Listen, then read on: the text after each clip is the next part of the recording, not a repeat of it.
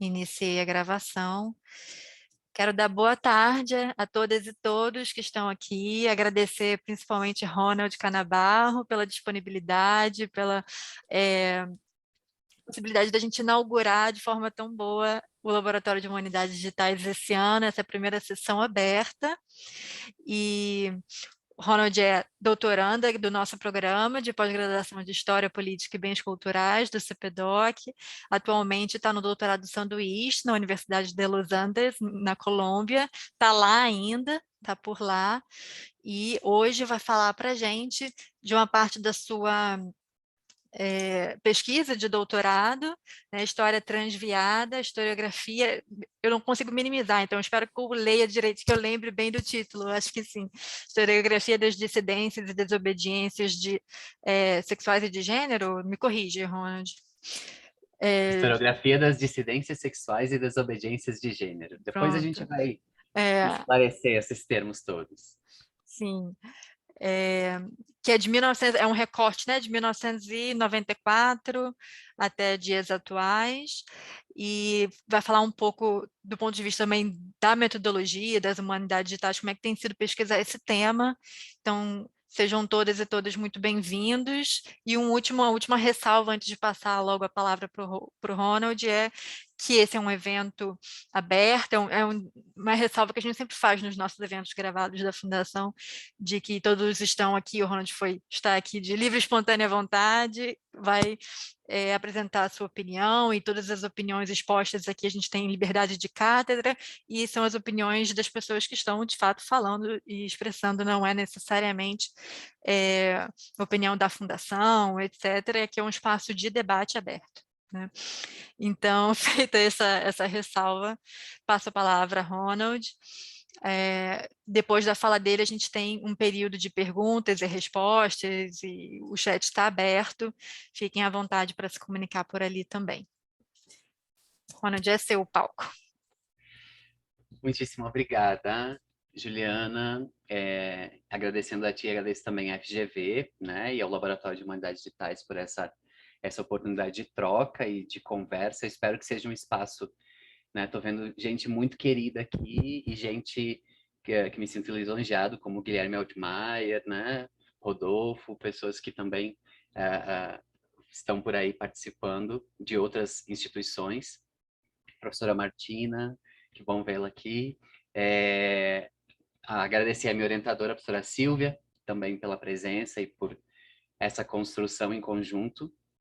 E, bom, me chamo Ronald Canabarro, sou uma bicha historiadora que busca, dentro desses espaços institucionalizados, fazer uma discussão sobre a nossa história, né? Porque aqui me incluo parte desse grupo de pessoas que, né, durante muito e muito tempo tivemos nossas histórias apagadas, silenciadas.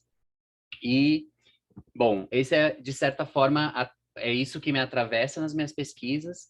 E quando eu chego ao doutorado, né, quando eu chego ao doutorado na FGV, eu tinha uma proposta inicial que ela não era essa que eu estou construindo agora, né? Quase todo mundo isso passa.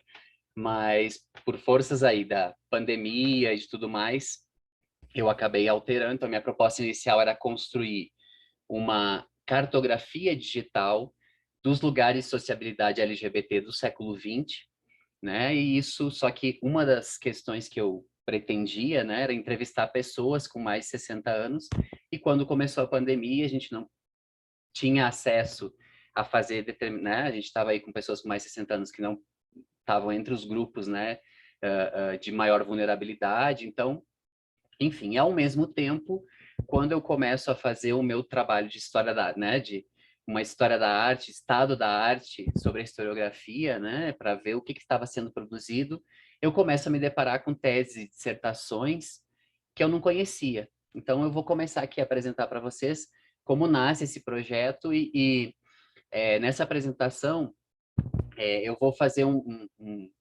uma introdução um pouco conceitual, porque a partir de alguns locais que eu fui apresentando o meu projeto, pessoas de áreas diferentes me fizeram perguntas um tanto diferentes, como, por exemplo, né, algumas definições mais específicas do que seria historiografia, o que seria as humanidades digitais, embora aqui provavelmente, né, pelo que eu vejo a maioria conheça, acho que seria interessante, inclusive, porque a gente vai deixar o vídeo aí disponível, né? Então, eu vou pedir licença para fazer uma apresentação de algumas informações do projeto.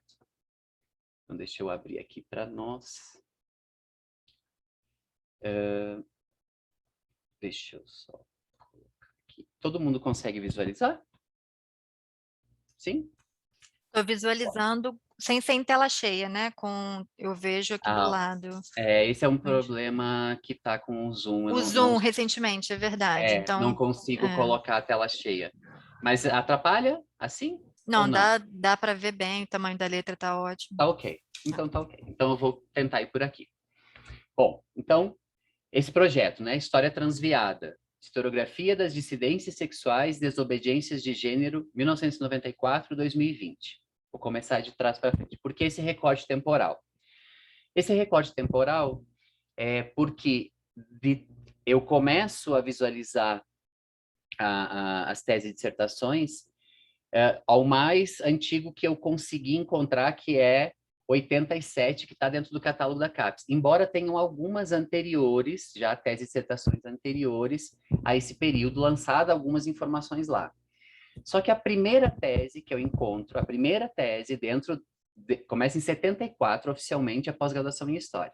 A primeira tese sobre homossexualidade, né, que vai discutir esse tema dentro da história, é em 94. Então, eu começo, né, o meu olhar a partir dali, porque essa inaugura, né, em 94 inaugura.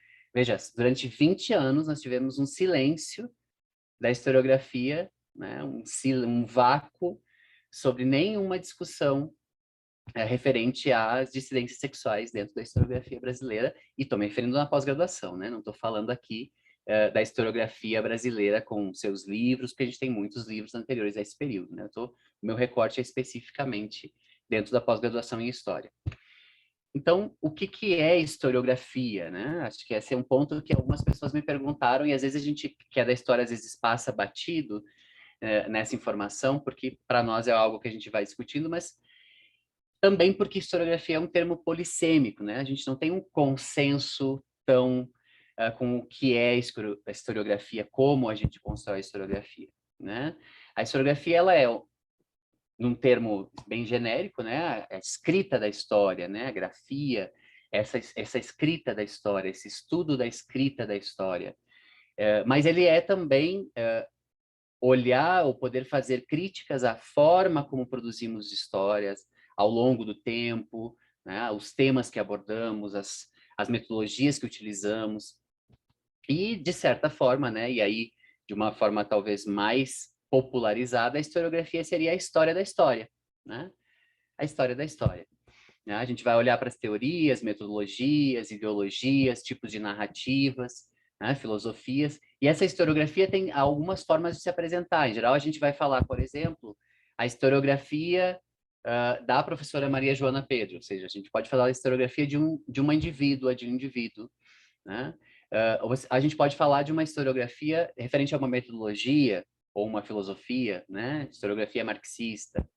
A gente pode falar de historiografia brasileira, né, de uma região geográfica, ou historiografia paulista, ou historiografia carioca. E pode pensar também historiografia enquanto um tema, uma área, né? Historiografia de história das mulheres, né? No meu caso aqui, uma historiografia das dissidências sexuais, desobediências de gênero.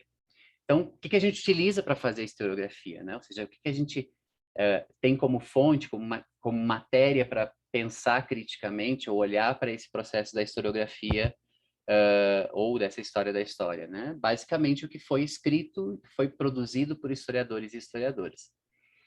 E aqui eu vou só fazer um adendo, eu trago a escrito produzido, porque aqui eu estou ampliando, né, a ideia, incluindo todas as produções que a gente tem já na história digital, ou seja, que não são produções necessariamente escritas, né? São produções de visualizações, produções que envolvem arte, produções diferentes para contar histórias, são produções também parte da historiografia.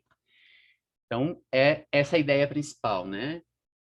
O Certeau, lá em 82, vai já pensar e refletir sobre isso, né? Existe uma historicidade da história, né? Uma historicidade de como produzimos, ela implica um movimento que liga uma prática interpretativa a uma prática social, que é o trabalho ou o reconhecimento dos historiadores.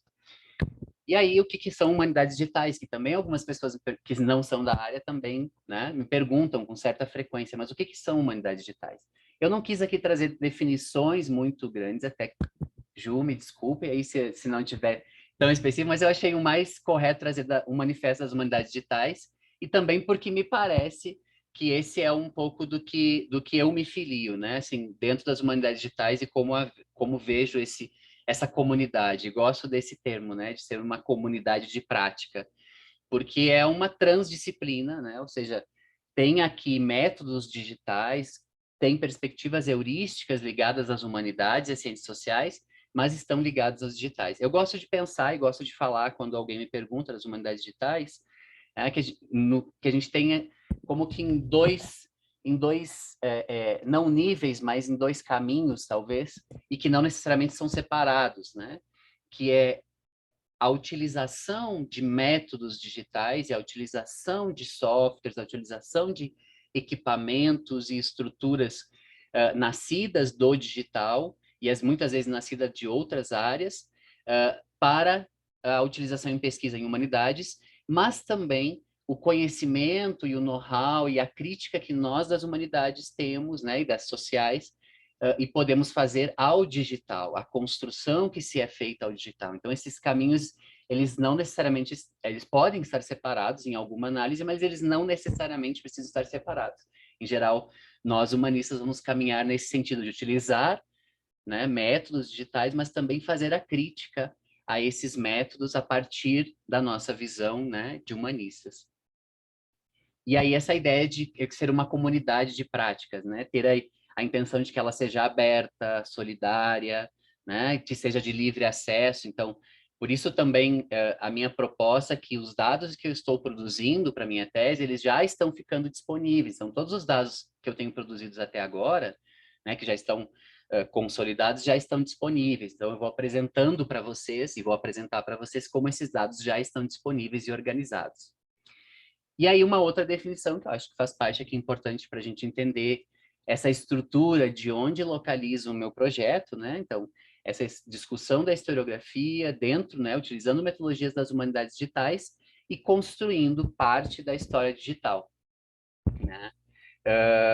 Essa história digital é que eu trago uma definição que talvez até possa ter outras discussões mais recentes e tal, embora eu acho que ainda é importante a gente frisar alguns pontos, né? A história digital, ela vai examinar o passado e também vai pensar, utilizando as tecnologias da comunicação, da computação, e vai também propor novas apresentações para discutir a história, vai propor novas formas de apresentar e construir a historiografia, né? Então, William Thomas vai dizer, fazer história digital, então, é criar uma estrutura, uma ontologia, né? Através da tecnologia para as pessoas experimentarem, lerem e seguirem uma discussão, um problema histórico. Mas o que eu estou chamando de história transviada, afinal de contas, né? Por que eu não estou chamando de história LGBTI? Por que eu não estou chamando de história das homossexualidades? Por que né, essa estrutura, esse nome, né, ou essa categoria? Eu começo a pensar, a partir dessa proposta, a partir dessa ideia de história transviada, indo lá no meu mestrado, que eu terminei em 2015, e eu defendi na Universidade de Passo Fundo, e lá eu, de forma incipiente, ainda comecei a me aproximar dessa ideia, quando eu conheci o texto da Berenice Bento, né? Ela fez uma atualização desse texto num livro em 2017, mas o texto em que ela propõe a ideia de estudos transviados. Berenice Bento, uma socióloga, e ela vai nos propor uma tradução cultural ao termo queer para transviado, né? Ou transviada, e ela propõe que no Brasil a gente deveria pensar a partir de estudos transviados, e aí ela vai construir essa proposta, e eu me aproprio trazendo isso para a história, né? Para pensar uma história que em dois sentidos, né? Nesse verbo transviar, ou seja, que não segue um caminho tido como tradicional, correto, né? Mas também um jogo com essa palavra de trans e viada, né? Que dentro do nosso contexto brasileiro está ligado a identidades dissidentes e a pessoas dissidentes. E por que eu estou chamando de dissidências sexuais, desobediências de gênero e não LGBTI e não homossexualidades? Porque a minha proposta, e aqui eu me alio ao que o Leandro Collin fala, né, com relação às dissidências sexuais, e J. Mombassa traz, né, propõe como desobediências de gênero, que é olhar, fazer a crítica, o acento na crítica, ou seja, se há uma dissidência é porque há uma norma, e essas normas ocorreram em todos os períodos da história, em determinados, né, em diferentes espaços geográficos, e eu não posso simplesmente enquadrar ela em determinadas identidades ou em determinados nomes que fazem sentido na atualidade, mas que não fazem sentido para, né, a antiguidade, para em outros períodos da história. Então, eu proponho essa estrutura de olhar para todas as investigações realizadas em história no Brasil, na pós-graduação em história, que tenham como propósito, que tenham como objetivo principal pensar e estruturar a história de pessoas ou grupos ou questões ligadas às dissidências sexuais, ou seja, aquelas sexualidades que não estavam dentro das normas em determinados períodos históricos, e também desobediências de gênero. E por que desobediências? Né? Porque eu estou olhando para investigações e estudos que não só estão falando de identidades ou de construções referente ao gênero, mas também desobediências temporárias, como, por exemplo, drag queens, transformistas, ou seja, espaços em que as pessoas estão desobedecendo às regras de gênero, mas não necessariamente estão numa construção de identidade. Bom, dado esse bolo de conceitos que eu trago aqui, a gente vai tentar servir alguma coisa para vocês nessa estrutura. O meu recorte eu sempre trago aqui, que leva em consideração as teorias críticas raciais, né? Então, a Patricia Hill Collins, a Bell Hooks, são nomes importantes para a construção dessa crítica. E também gosto de pensar, a partir de uma discussão de uma teórica brasileira, a Nay Guedes, que é uma pesquisadora surda e lésbica, que faz uma discussão bastante interessante nesse texto. Tem outros textos dela que eu sugiro que vocês busquem, quem se interessa, né, para pensar nos seus trabalhos a questão do capacitismo, e que ela vai propor essa ideia de politizar a deficiência e aleijar o queer, né? Então, aleijar esse olhar também de estranhamento, de fazer com que as questões do capacitismo também possam ser tensionadas dentro do texto. Bom, como eu comecei a contar lá para vocês, quando eu entrei eu tinha uma proposta de doutorado outra, né? E ela começou a se construir a partir dos atravessamentos aí da vida, né? De pandemia e tudo mais. Quando eu comecei a fazer o meu levantamento de estado da arte, né, eu fui para o catálogo da CAPES, que é o básico que todos nós lá na pós-graduação vamos fazer. A primeira coisa, o que já pesquisaram sobre o meu tema? Né? Quando a gente está fazendo projetos lá, a gente já precisa fazer isso.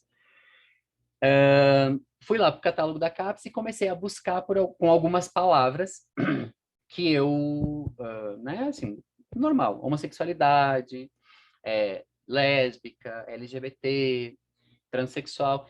E aí começaram a aparecer algumas teses e dissertações que eu nunca tinha ouvido falar e que já eram até certas antigas, assim, né?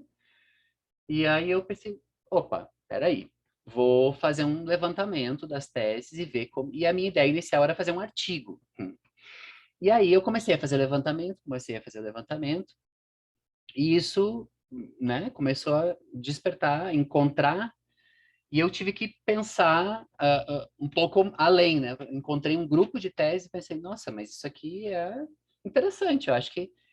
Aí conversei com a Silvia, aí a ideia inicial ainda era, né, lá atrás, fazer um artigo, e eu montei um banco de dados com todas as informações que eu tinha, né? e resolvi que eu ia pensar em como mostrar, como deixar público esse banco de dados. E quando eu cheguei, né, lá no catálogo de tese, comecei a pesquisar, eu também passei a entender um pouquinho desses filtros que tem lá dentro, dessa estrutura que é esse grande catálogo, nesse banco de dados do catálogo de tese. Só para ter um exemplo, né, eu acessei em 15/3, em 15/3 a gente tinha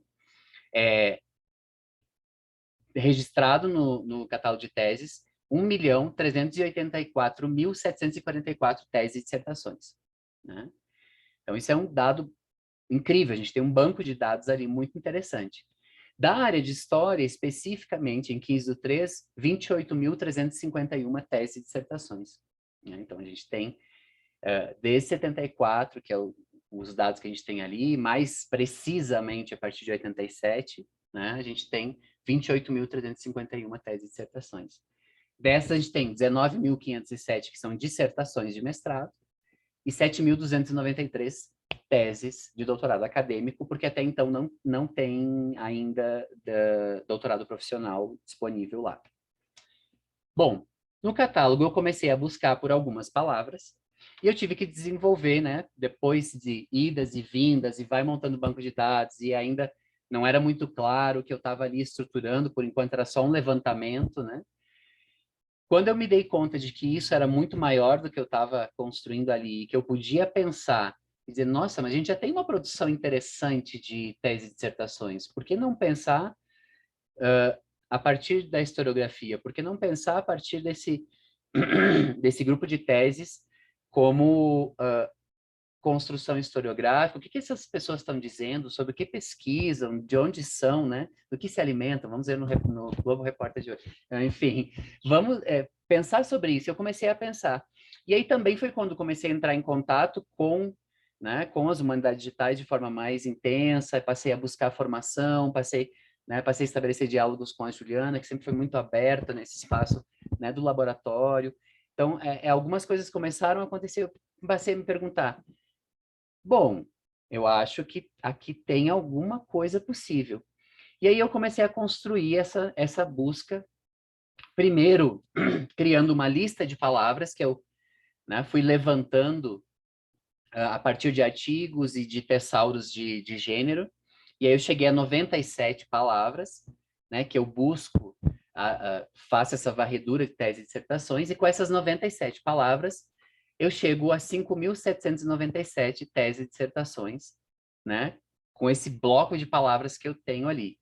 E aí eu estabeleço 5 critérios para olhar para esses 5.797 títulos, e que são, né, qualquer termo que se refere às identidades sexuais, identidades de gêneros, orientações sexuais ou práticas sexuais desviantes, né, não normatizadas, que historicamente foram construídas, né? Todos os títulos com nomes próprios, ou seja, porque a gente tem na história, né, alguns estudos que são sobre pessoas específicas que viveram suas vidas de forma aberta, como dissidentes sexuais ou desobedientes de gênero, mas também sobre atravessamentos que essas pessoas têm em determinados assuntos, né? Então, vamos pensar aí. A gente tem pesquisa sobre Cassandra Rios, a gente tem pesquisa sobre questões do HIV e do Betinho, né? Então, assim, a gente tem questões que estão atravessadas nas dissidências e que são a partir de pessoas. E aí, como eu não sabia, né? Como a gente não tem uma lista do que pode vir, todos os títulos com nomes próprios eu separava para analisar. Todos os títulos que traziam doenças que historicamente foram associadas à perversão, degeneração, o pecado, né? Ou qualquer infecção sexualmente transmissível, então, estudos que envolvem questões da sífilis, né?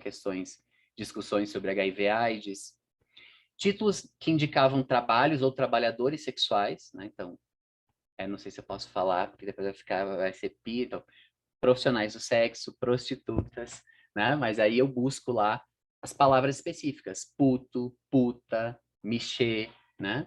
Então, se essas palavras estavam ali, é porque esse estudo, algo sobre isso está falando, né? E, por fim, títulos que eram extremamente metafóricos ou genéricos, que não dizia absolutamente nada sobre o tema. Então, esses eu também separava para dar uma olhada, porque, bom, vamos ver o que essa pessoa está nos trazendo aqui. Dessas 5.797, que eu encontrei lá, né, nessa primeira busca, com esse filtro eu chego a 215 teses e dissertações que estão, de alguma forma, trazendo essas palavras em alguma quantidade. E aí, né, e aqui eu só levantei, porque eu não olho só, e aí quando eu começo a montar esse banco de dados, vem esse trabalho que eu me afundo durante um bom tempo, que é dentro do catálogo de teses, deixa eu só tomar uma água aqui. Dentro do catálogo de teses e dissertações da CAPES, vocês já devem ter passado por isso, que muitas das teses e dissertações não estão digitalizadas, não estão disponíveis. Por quê? O que ocorre? Legalmente, né, a obrigatoriedade de disponibilizar uma versão digital, ou seja, digital ou digitalizada, né, em geral, que a gente já faz digital, que a gente já envia em formato PDF, né, não é necessário digitalizar, mas enfim, a obrigatoriedade começa em 2012. Né? A partir dali que se começam a construir os bancos, e aí a partir de 2015 é que se começam, dentro das avaliações, dos sinais, a valorizar também esse processo. E aí ocorre que algumas universidades disponibilizaram anteriores, porque fizeram um trabalho de digitalização, né, e também disponibilizaram no site da CAPES. Algumas outras universidades fizeram ou estão fazendo um processo de digitalização de suas teses e dissertações, porém não está disponível no catálogo, está disponível só lá no site da universidade. Então, o que passou a acontecer? Dessas 215, muitas delas não tinham a versão em PDF. Então, o que eu fui fazendo? Né? Eu fui para as bases dos programas, para os 82 programas de pós-graduação, fui lá um a um, buscando dentro dessas bases para tentar encontrar. Obviamente que eu não consegui encontrar todas, né? E aí eu já vou entrar nessa história também para a gente conversar um pouquinho sobre essa questão de dados e disponibilidade, né, que a gente tem. Dessas 215, o que eu fiz foi aí uma análise mais qualitativa, né? De abrir uma a uma e olhar a estrutura dessa tese sobre o que exatamente ela estava falando, qual era a pesquisa, o que ela estava apresentando ali. Né? E aí eu olho para sumário, resumo, estrutura, né? Vou para os capítulos e faço uma outra coisa, que é consultar, né? Ctrl F, nosso PDF, e você consegue consultar por palavras. E aí eu começo a verificar a quantidade de palavras, né? Ali que estão abordando. Então, por exemplo, assim, tem situações aqui dessas 215 teses e dissertações em que a pessoa só falou num parágrafo lá, né? Ah, porque a homossexualidade isso ou aquilo. E ponto, ela não é o objetivo dela, né? Mas aí há outras que sim, né? Você vê a estrutura toda. Então eu chego a 172, até o momento, 172 teses e dissertações que abordam especificamente sobre dissidências sexuais e ou desobediências de gênero no Brasil, né? E veja, quando eu falo no Brasil, é que elas são produzidas no Brasil, não quer dizer que elas estão falando do Brasil. Tem pesquisas, né, de vários recortes, de todos os períodos, então é de onde elas foram produzidas. Então, o que significa isso, né? Desse montante de 28 mil e tantas teses e dissertações em história, a gente tem 0,60% que aborda sobre, de alguma forma, né, sobre as dissidências sexuais e as desobediências de gênero. E isso seria, né, não que esse número seja muito importante, porque essas 5.797, né, um grosso de muitas questões aí que não são especificamente do assunto, mas seria 2,96% desse grupo, a partir do grupo de palavras que eu busco, né? E aí, então, na formação desse banco de dados, e como eu estava construindo algo para o digital, eu precisava ir atrás dessas teses e dissertações, porque eu precisava desses dados, dessas informações dessas teses e dissertações. E aí eu passo por um processo que eu consegui, até agora, das 172, eu consegui 170. Duas eu não consegui ainda porque as autoras são recentes, as autoras ainda não enviaram a versão final. As outras todas, mesmo as mais antigas, eu consegui. Algumas pessoas que estão aqui me ajudaram, inclusive assim com contato com biblioteca, com Teve situações, por exemplo, eu fui a 2 universidades em 2 cidades diferentes e solicitei emprestado e digitalizei, né? Isso mais recentemente, um pouquinho antes de vir aqui para a Colômbia. E também consegui com bibliotecários e bibliotecárias de algumas universidades né, que fizessem a digitalização e me enviassem. E ainda consegui, né, por sorte, no caso de uma que é a mais antiga, de 94, ela estava desaparecida dentro da universidade, ninguém sabia para onde ela estava. E eu tive a sorte de encontrar, por acaso, buscando pelo Google, encontrar um projeto de extensão na Universidade de Maringá, que era um projeto de extensão que estava meio, pelo que está na página, já não está tendo uma continuidade, né? Porque teve que parar em função de várias questões, mas que eles tinham uma cópia dessa tese lá nesse projeto de extensão, lá em Maringá, e aí eu consegui entrar em contato e, através de uma amiga que mora lá, fazer essa digitalização para poder ter a tese digitalizada, né, e poder trabalhar com esses dados. Então, aqui é importante a gente pensar, né, o ponto que eu estou trabalhando, né? Então, eu estou também produzindo, né, buscando esses dados que não nasceram digitais, né, e transformando eles em possibilidade de trabalhar no digital.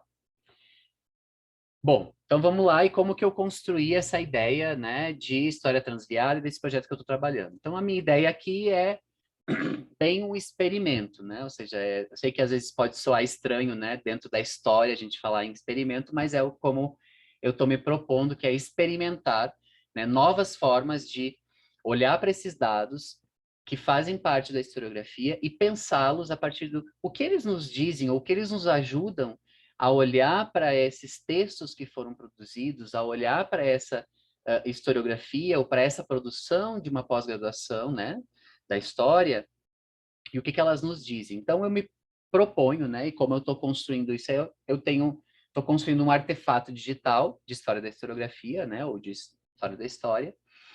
Esse artefato digital é um site, né, um sítio da internet. Em conjunto com ele, eu tenho mais, né, um canal do YouTube e uma conta no Instagram. E essas duas aqui servirão, né, a conta no Instagram para divulgação dessa estrutura do site e do canal, e o canal vai disponibilizar as entrevistas que eu comecei já a fazer com os historiadores e as historiadoras que escreveram essas teses e dissertações, né? Alguns dos historiadores e historiadoras que escreveram essas teses e dissertações. Fazendo a todo instante o meu trabalho é essa ideia de zoom out, né, e zoom in, ou seja, eu vou para os dados, né, aqui de cima, olho para todas essas teses e dissertações e começo a aproximar a partir dos temas, a partir das regiões, para tentar entender um pouco do que esses dados nos trazem, né? Trabalho, então, com mineração de dados, e já vou entrar aí também para a gente conversar um pouquinho sobre isso, e numa perspectiva de smart data, né? Ou seja, de pequenos dados, mas dados que são trabalhados, que são construídos diferentes dessa ideia do big data, né? De uma montanha de dados desordenados em causa que eu vou dar ordem, né? Aqui eu já estou produzindo dados né, dados inteligentes, como alguns autores também costumam falar. E aí eu venho, então, para o meu projeto, que eu vou começar a apresentar para vocês como ele está estruturado, e aí depois a gente abre para um bate-papo. Ju, eu não perguntei quanto tempo era a ideia de a gente manter aqui. Você está falando há 30 minutos. Quanto tempo você acha que... Acho que é isso. Ok, eu vou tentar não ser tão longo. Vou tentar em mais 15 minutos, pode ser? Sim. Ok. Bom, então vamos lá. Então, o História Transviada já está disponível, tá? Acessem, divulguem, façam críticas, me enviem, né? Fiquem à vontade para me enviar questionamentos ou enviar informações, de repente, se tiver alguma situação, algum link truncado lá também, se vocês puderem, por favor, me informem, seria bem importante a participação. Então, historiatransviada.net.br está disponível. Nesse site eu já começo a organizar os dados que eu estou trabalhando, eu organizo no site de forma como também servem de visualização e busca para quem estiver interessado, mas também me ajudam nas análises da historiografia. Então, por exemplo, uma primeira coisa que eu faço, né, eu extraio de todas essas teses e dissertações as palavras-chave, e aqui trabalho com uma nuvem de palavras, né? Então, de um grupo de 1.318 palavras, as 45 mais citadas, elas estão lá no site em forma de nuvem de palavras, hiperlinkadas. Então, né, quando a gente olha para essa estrutura de nuvem de palavras, a gente já começa a identificar, por exemplo, né, que a gente está aqui falando, né, ou está pelo menos vendo uma estrutura de tese e dissertações que tem um atravessamento bastante interessante, né, e forte com relação à subjetividade, representação social, discussões sobre corpo, gênero, sexualidade, masculinidade, homossexualidade, ou seja, a gente tem como observar algumas informações, e aqui, lá pelo site, isso é também uma forma de busca. Então, quero saber todas as teses e dissertações que usam nas suas palavras-chave sobre história da AIDS, ou sobre Cassandra Rios, ou sobre censura, né? E ali você clica e vai estar listada as teses e dissertações. Uma outra forma que eu trago, né, que é uma forma de visualizar e ao mesmo tempo de buscar, é a linha do tempo. Então, a linha do tempo, como eu sei que, né, que as pessoas são exigentes, eu deixo lá em duas possibilidades. Vocês podem buscar na linha do tempo vertical ou horizontal, tá? Mas é interessante que a gente olha para a linha do tempo e vê questões, às vezes, muito diretas, né? Veja, a primeira é em 94, e até 2000, a gente só tem 5 pesquisas que são apresentadas nessa área. Ou seja, é pouquíssimo, né? A gente pensando, E aí, se vocês vão observando ao longo, né, da linha do tempo, vocês vão encontrar, por exemplo, né, observar que o crescimento se dá a partir de 2011, assim, né? O exponencial. E aí eu faço várias análises sobre isso, né? A questão da expansão das pós-graduações, esse período que a gente teve, né? A gente tem o primeiro Reúne em 2006, né? Que são as expansões e interiorização das universidades, investimento na pós-graduação, né? Isso reflete também em temas, né? Quando você tem uma expansão da pós-graduação, você também reflete em aumento dos temas, aumento de quem são as pessoas que estão pesquisando. Acho que isso são análises importantes que são possíveis olhar a partir de alguns números aqui. Eu também disponibilizo lá para vocês pesquisarem, né? E aqui eu vou passar muito rápido, que eu quero que vocês vão lá olhar depois né? E tenham sua própria experiência. Eu também disponibilizo uma busca através do mapa do Brasil. Então, aqui a gente consegue, por exemplo, identificar, né? Do mais escuro para o cinza, que é o 0, né? Do mais escuro para o mais claro, a quantidade de pesquisas, de investigações que temos nessa área dentro dos programas de pós-graduação em História no Brasil. Então, a gente vai vendo, por exemplo, um norte do Brasil, né, que além de ter poucas pós-graduações em História e de ter começado há pouco tempo também, comparado a Rio, São Paulo, Minas Gerais, né, obviamente tem um número menor de pesquisas. Mas você tem, por exemplo, o Nordeste do Brasil, que apesar de ter pós-graduações bastante jovens, tem um número de pesquisas significativo se comparado, por exemplo, né, quantitativamente com São Paulo, por exemplo, né, que é imenso, que tem uma pós-graduação muito antiga, que tem pós-graduações em história já há bastante tempo, e que não tem um número tão grande ou tão, né, quanto poderia ter, né? A gente tem aí Rio de Janeiro e Santa Catarina, que são estados que têm grupos de pesquisa bastante fortes sobre gênero e sexualidade dentro da história, que têm estruturas de discussões, então a gente começa a observar, né? Como eu falei antes, essa ideia de zoom out e zoom in, né? A todo instante. Então, a gente consegue, né, extrair números e dados para olhar para essas teses e dissertações e pensar um pouco sobre a construção da historiografia, estruturar isso dentro de regiões, por exemplo, ou dividir por estados, né, o número de produções em cada estado, e aí refletir sobre essa produção historiográfica nessa estrutura. Eu trago também lá a possibilidade de vocês, né, de visualizar a partir das instituições, elas estão aqui em ordem decrescente, né, então, da UFSC para a URCA, seja da que mais tem em números, né, o maior número de produções para que menos tem, né? Também, se vocês, esse é hiperlinkado, então vocês querem saber quais são as pesquisas da UFPR, então clica lá no UFPR e vai aparecer as pesquisas de lá. Mas como eu sei que tem gente que às vezes gosta de uma tabela, gosta de mexer no Excel, eu também disponibilizo a tabela completa, que vocês podem baixar, né? Aliás, esses dados, por exemplo, os dados de palavras-chave, também vocês podem baixar as palavras-chave e fazer o estudo de vocês. No caso aqui da tabela completa também, vocês podem baixar a tabela, e aqui na tabela completa vocês podem buscar por nome do autor, por título do trabalho, colocar em ordem alfabética de universidades, em ordem alfabética, em ordem data de defesa, enfim, né?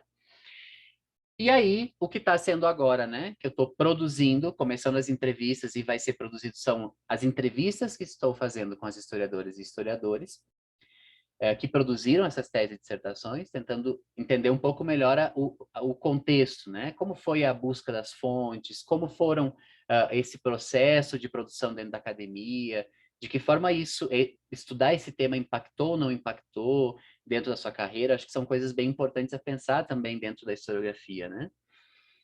Então, o canal de entrevistas também, vocês já podem seguir, tá? Por favor, eu só tenho 8 inscritos. Por favor, em seguida vai começar a ter as entrevistas disponíveis lá. E o canal o Instagram, né? Que é onde eu vou fazer esse processo de divulgação também dos materiais. Dentro do site tem ainda um espaço que eu deixo lá como um espaço interativo, que é o Mais, né, que é um mapa mundi onde eu gostaria de deixar disponíveis outros projetos de recuperação de patrimônio LGBT, de produções que estão sendo disponibilizadas né, mundo afora, mas eu gostaria que as pessoas me mandassem, porque esse, em princípio, não é um objetivo da minha pesquisa, né? Então é só para ter ali um espaço em que as pessoas possam buscar. Eu já disponibilizei alguns que eu conheço, mas se vocês conhecerem outros, podem enviar, por favor, por e-mail, que eu vou colocando lá os links. E o que está em andamento, então, agora? Que ainda falta construir estrutura para apresentar no site, né? Eu comecei a fazer um processo de mineração de dados. E nessa mineração de textos, né? E o que eu vou olhar o que eu vou analisar com esses textos que eu estou minerando? Eu minerei, então, num primeiro momento, né? E construí uma estrutura para olhar, fazer análise de redes sociais acadêmicas. Então, todos os orientadores e orientadoras e todas as bancas foram transformadas numa rede que está sendo analisada através do Gephi, né? O Gephi é um software aberto que nos possibilita fazer análise de redes, né? Uma outra análise que eu estou construindo é uma análise de rede teórico-filosóficas. Então, para isso, eu construí, em conjunto com um colega que é o Douglas, que é da área, né, da informática, que trabalha com Python, e a gente construiu, está disponível no GitHub, quem tiver interesse, quiser fazer testes, inclusive é importante que outras pessoas testem também, né? Ele ainda está bastante primário, talvez, tem bastante filtros que a gente precisa colocar ainda, mas já é possível minerar com ele. Então, se o trabalho for em normas da ABNT, ele já consegue trazer para uma tabela, né, minerando esses dados dos PDFs ou dos TXTs de tese e dissertações. Eu testei com artigos também, funciona. Se for em formato ABNT, a gente consegue extrair os dados ali das referências bibliográficas, né? Eu já extraí, então, das referências bibliográficas, mais de 24.950 dados de referência, e estou começando a construir essas análises. As regras, né? Eu estou olhando somente para autores, eu não estou olhando detalhes como ano, título, né? Revistas, ou título de artigo, eu estou olhando para os autores. Aqui minha proposta inicial é olhar ao longo do tempo, quais são os autores que foram sendo utilizados para construir essa historiografia, quais são os mais citados, quais são os menos citados, quais surgem em determinados períodos e desaparecem, né? Então, nessa análise de rede com o Gephi, eu só vou trazer um exemplinho e daí já vou encerrar aqui, Juju. Para a gente abrir para um bate-papo e ouvir o pessoal. Então, pra vocês terem uma ideia, né? Que esse é o de orientadores e bancas, né? Então, você já começa a observar alguns nomes que se tornam importantes dentro dessa rede, né? E aí você consegue ir para essas teses e dissertações também olhar quem são essas pessoas, né? Por que elas se tornam importantes, né? Nós, como a professora Jana Maria Pedro aqui, a professora Dilene, Raimundo, o professor Durval Muniz de Albuquerque, né? Então, historiadores que vão trazendo né, algumas contribuições importantes para pensar essa rede de profissional, né, de historiadores e historiadoras. E aqui, no caso da rede teórico-filosófica, provavelmente não é surpresa para ninguém que o Michel Foucault está lá no centro de tudo, né? A gente está falando de história da sexualidade, então é um autor bastante importante dentro dessa área. Mas aí você vai ver nomes que não são da história necessariamente, mas que são importantes aqui, como a Judith Butler, né? Mas a gente vai encontrar a Johann Scott, né, historiadora importantíssima para discussão. Então aqui a gente já começa a identificar grupos, né, grupos a partir das redes filosóficas, né? Você vai ver que tem um grupo aqui que está mais próximo, né, do Roger Chartier, enquanto que um outro grupo que vai estar mais próximo de outras linhas filosóficas. Então você começa a identificar a partir dessas redes. Então só para tentar, né, pensar o que eu estou propondo aqui, então, enquanto estrutura, né? É um projeto que se chama História Transviada, que está ligado às humanidades digitais, que está produzindo um artefato digital, que se utiliza de dados abertos, ao mesmo tempo que faz divulgação científica, né? Então, é esse processo de vai e vem, e também acaba sendo um processo de produção de uma memória da historiografia, porque vai ficar disponível esse processo fazendo uma discussão, então, que é ao mesmo tempo metodológica, né, teórico-metodológica, mas epistemológica, pensando o que as humanidades digitais podem nos ajudar para visualizar coisas diferentes sobre a historiografia, o que as humanidades digitais e esse processo, essa artesania com o digital que nós, historiadores e historiadoras, podemos fazer, podem contribuir para pensar a historiografia. Né? Esse é o ponto. Então, para finalizar, e a gente ter tempo de bater um papo, espero que vocês possam contribuir, fazer perguntas, sinta-se à vontade, bem à vontade de fazer absolutamente qualquer pergunta. Deixo os contatos aqui, né? Quem tiver interesse e alguma dúvida também pode entrar em contato, fico bem disponível. E vamos pro bate-papo. Muito obrigada, Ronald. Foi um prazer te ouvir. Já temos alguns comentários aqui no chat. Não olhei o chat, porque eu estava Não, eu concentrado. Vou sei, a olhar, gente estava apresentando. vou olhar. Mas eu queria aproveitar já, na verdade, e perguntar se alguém gostaria de começar fazendo um comentário, alguma pergunta, alguma reação à apresentação, senão eu começo. Ó, temos já a Silvia, enquanto as pessoas estão se preparando. Silvia, vamos lá. Não, eu só vim para comentar, né? Acho que os comentários que eu sempre tenho que fazer eu já faço direto com o Ronald, mas é para dizer, né, que ele no início foi muito modesto e humilde, não disse que está super qualificado, que a gente teve uma qualificação que foi super bacana, com várias contribuições, né? Tanto da casa quanto dos autores de fora, dos convidados de fora. E que esse trabalho assim tem sido para mim, né? E aí acho que o Ronald, a Ju, Suemi também está aqui, né? São os especialistas da casa. E eu queria só manifestar mesmo, dizer que quanto que eu tenho aprendido, né, sobre humanidades digitais com a Ronald, quanto que todo esse processo aí, que aí acabou se estendendo até um pouco na fala, né, no tempo e tudo mais, vem um pouco também desse lugar de interlocução que ele sabe, que tem muitas pessoas que vêm, né, desses campos, mas que têm muita dificuldade com as nomenclaturas, com as categorias, então esse trabalho que ele está fazendo de análise também, né, epistemológico, de pensar, né, cada passo da pesquisa e poder fazer com que isso possa ser aplicado também, né, em outras pesquisas, para as outras pessoas, né? Então, todo esse beabá que o Ronald Precisa não, explicou aqui, tá vazio.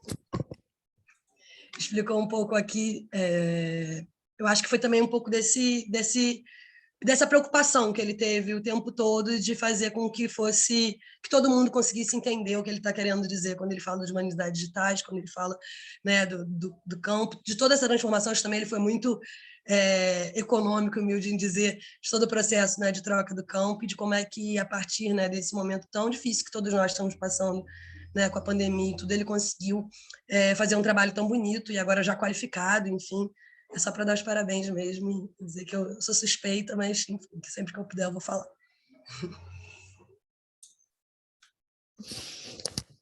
Obrigada, Silvia. Gente, desculpa, eu estava com o microfone, eu acho que aberto aqui quando eu falei.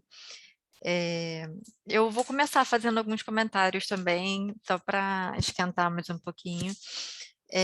Eu achei muito bacana que o site, né, como você disse, é um trabalho de divulgação científica também, é um trabalho de curadoria digital, então você está indo atrás de mais dados, você está digitalizando, você está sistematizando esses dados através do seu banco de dados, você disse que é possível fazer download, né, das palavras, da nuvem de palavras e de outras análises que você tem feito, então acho que eu queria destacar isso, que é um produto novo, às vezes a gente dentro também da universidade não sabe nem, a gente estava falando sobre isso um pouco mais cedo, né? Onde colocar isso, né? Hospeda onde? Qual é a melhor forma de depois garantir a manutenção, a sustentabilidade de um projeto como esse a longo prazo, por exemplo, ou mesmo a difusão, né? Como é que a gente, enquanto bem, né, esses dados, enquanto bem públicos, como é que a gente, bens públicos, como é que a gente faz ele de fato alcançar, né, movimentos, pessoas fora da academia.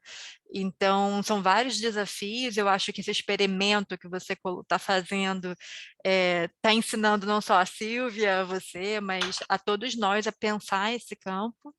E aí eu já engato com a minha primeira pergunta, né? Você está agora na Colômbia, eu vi que você também participou no passado do congresso, né, da Associação Argentina de Humanidades Digitais e tal, que a minha segunda pergunta tem a ver com o paper desse congresso, mas o que você tem visto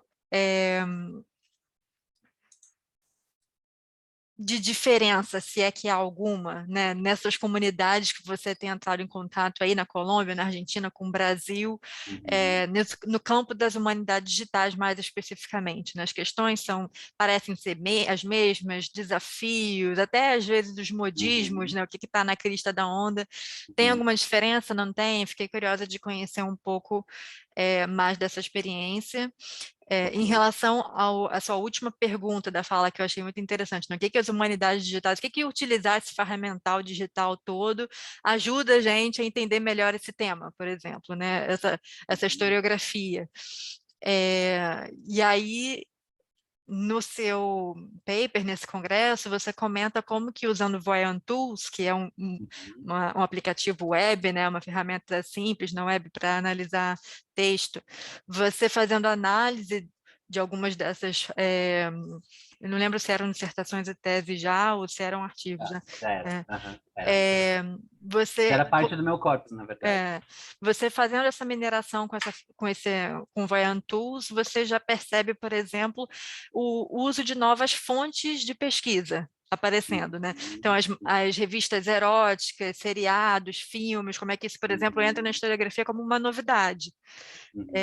Então, assim, isso já é um pouco, para mim, um pouco da resposta, né? O que as humanidades digitais ajudam a gente a ver de uma forma estruturada diferente esses dados e verificar isso. Olha, novas fontes a partir dessa data, você falou sobre a expansão do tema em si, nas dissertações e teses a partir de 2011, então você vai buscar no contexto, né, o que isso pode querer dizer, o que pode explicar esse aumento.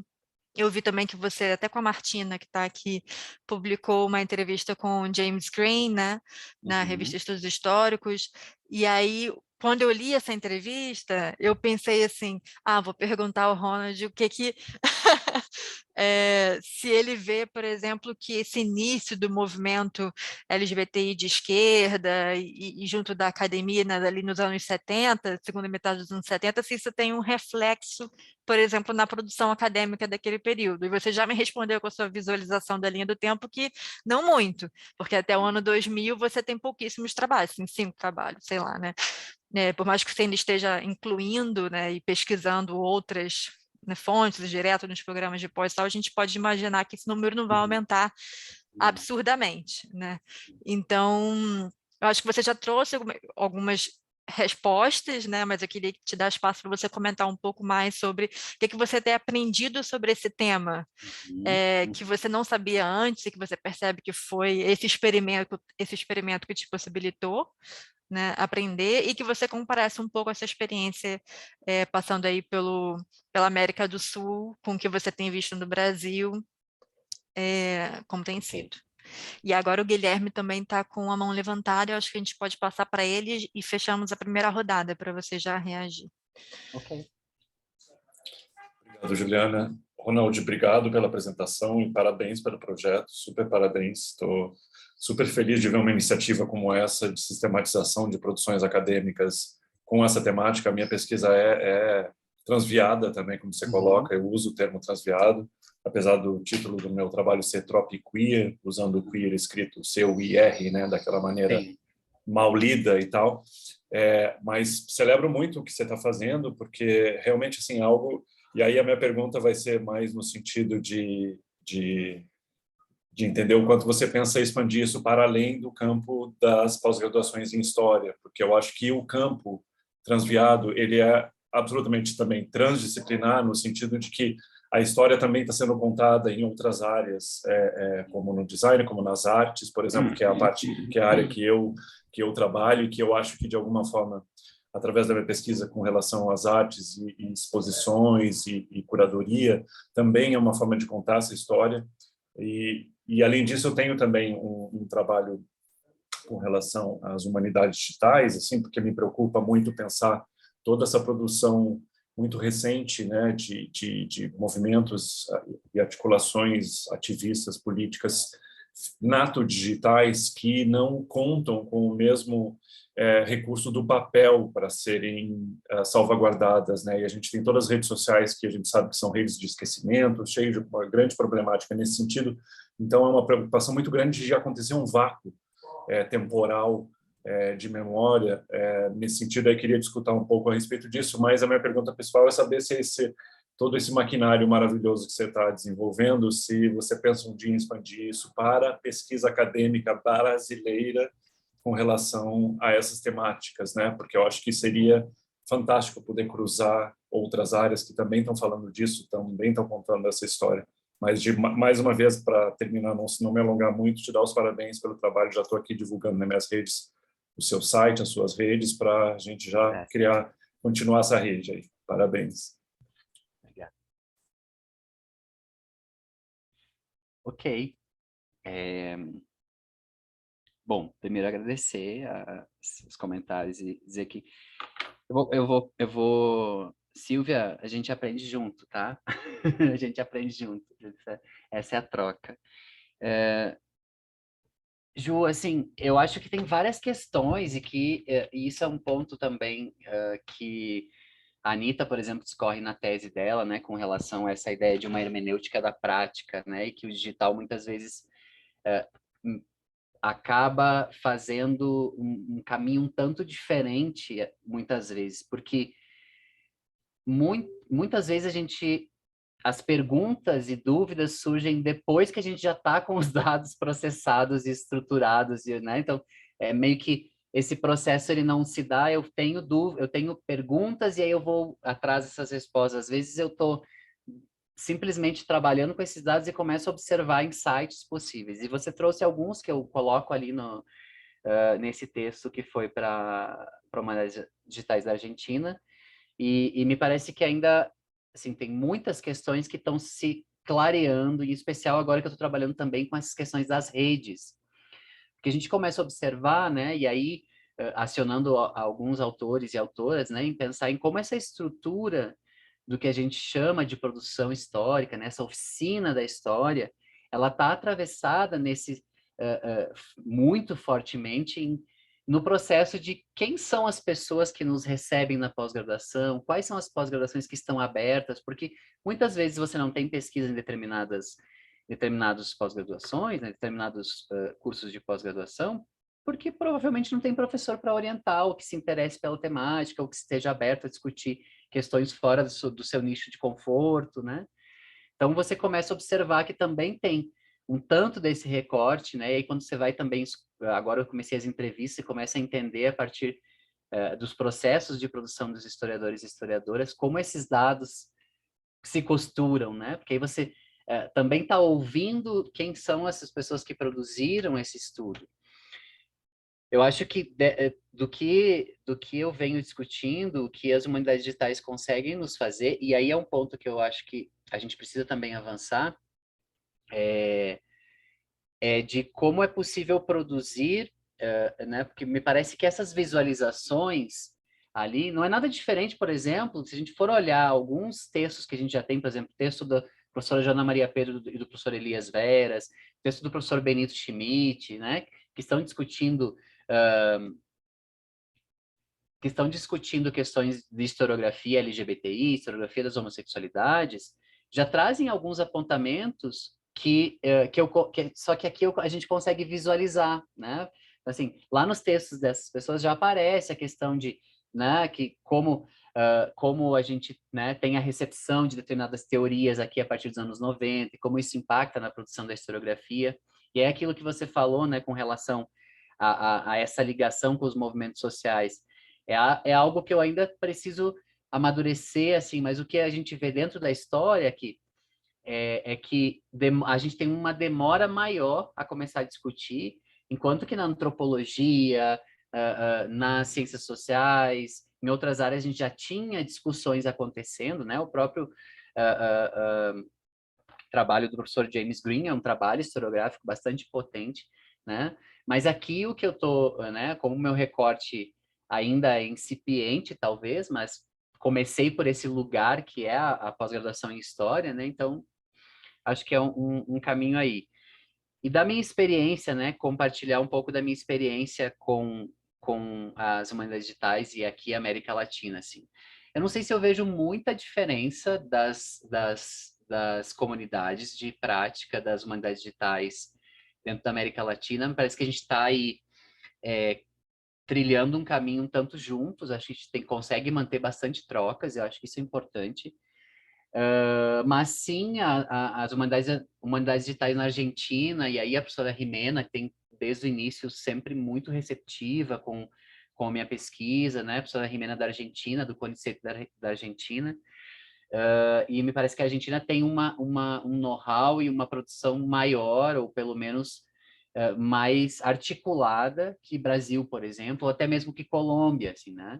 Eu estou aqui vinculado ao mestrado em Humanidades Digitais, né? E ainda você vê, assim, as discussões que a gente, por exemplo, está passando agora aí dentro, né? Dentro das instituições, como onde hospedar, como hospedar, o que fazer com essas produções que estão sendo feitas pelos alunos, né, também estão acontecendo aqui, né? Por mais que seja um mestrado que já formou acho que 2 turmas ou 3 turmas, mas ainda está em discussão dessas, né? Como a gente faz? Porque a gente está estimulando que se produza questões das humanidades digitais, mas como é que a gente faz essa salvaguarda? E aí eu já faço o link aqui com o Guilherme, né? Obrigado pela presença.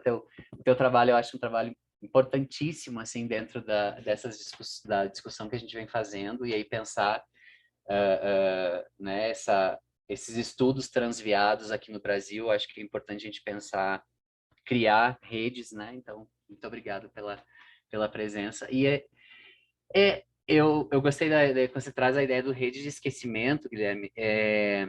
Eu estava lembrando, e eu gosto de usar esse exemplo, a gente perdeu 10 anos de informações históricas do Brasil quando a gente perdeu o Orkut. A gente perdeu o Orkut, porque a gente tinha ali, né? O Brasil foi um dos países que mais utilizou essa rede social, produziu montanhas de informações, né? E a gente tem pouquíssimos. Por exemplo, dentro da área, né, que eu pesquiso, tem uma dissertação que utiliza textos, né, debates que tinham lá no Orkut como fonte para pensar as questões da homossexualidade, questões de sexualidade, mas tem um trabalho, uma dissertação. Eu não sei em outras áreas, né, porque obviamente eu não expandi, mas é um caminho a se pensar, assim, a gente perdeu muitíssima informação, né? E aí, sobre essa questão de se eu quero ampliar, sonho, né, Guilherme? Sonho, com certeza, assim. Mas aí a gente precisa pensar em uma coisa muito maior, né? Em ter uma equipe, porque, assim, uma coisa que eu também estou discutindo e que, até agora, tudo que eu fiz ali foi sozinho, assim, né? Tipo, a estrutura do site, a utilização de plugins, todas as estruturas eu fui aprendendo e fazendo, né? Não trabalho com uma equipe, tampouco tenho, né, um acesso a uma questão. A única eu tive foi esse apoio, né? Construir em conjunto com um programador em Python esse script de mineração de dados, né? E tem a parte de estrutura da marca História Transviada, que foi um amigo que é ilustrador de design, Yuri Amaral. Beijo, Yuri. Lá de Foz do Iguaçu, que fez, que é uma pessoa não binária incrível, que faz um trabalho genial. Mas, enfim, eu acho que a gente teria que pensar, talvez, né, em como conseguir ter estruturas para pensar essa interligação, né? Mas é possível, é possível. O que eu venho pensando também, venho tentando deixar disponível, né, e a ideia é que isso possa ser replicado, a minha ideia é que essa estrutura metodológica e essa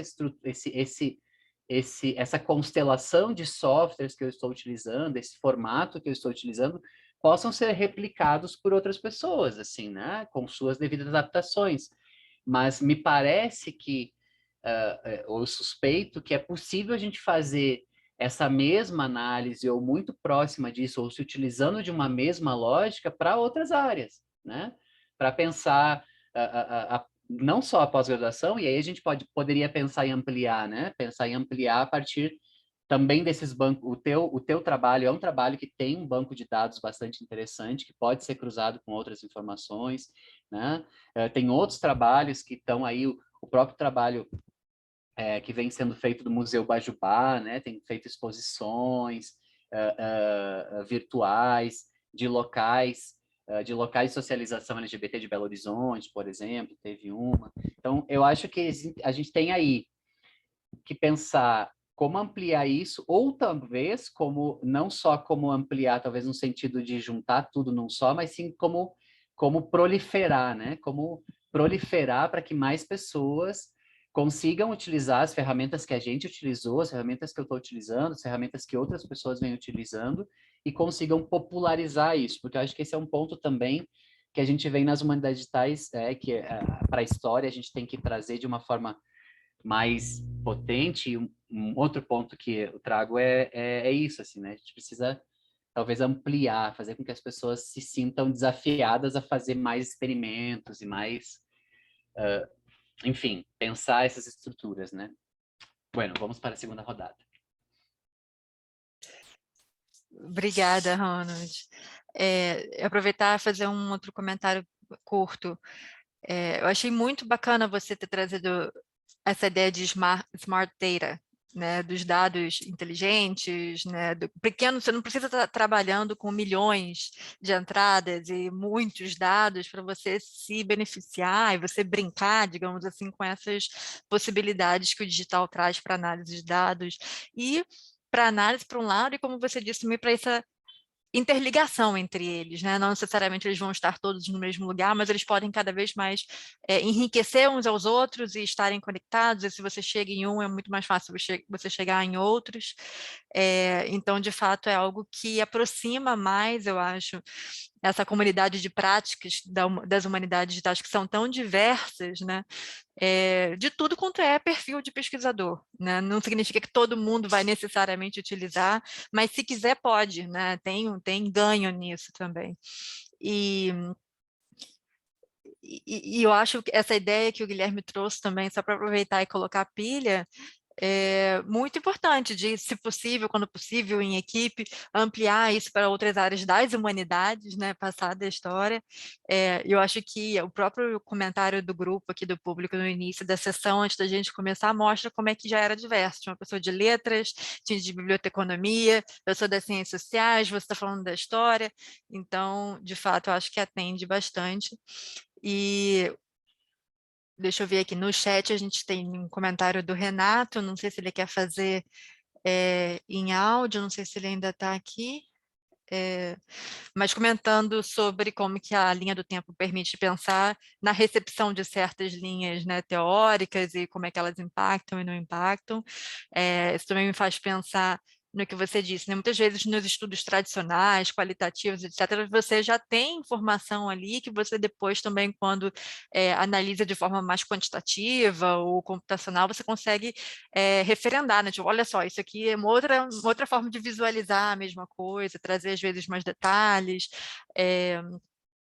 e não significa que você vai descobrir a roda, né? Mas é o processo do tijolinho que vai acrescentando e tornando o campo e a reflexão sobre ele mais robustos, né? E a gente vai seguindo aqui a construção desse conhecimento.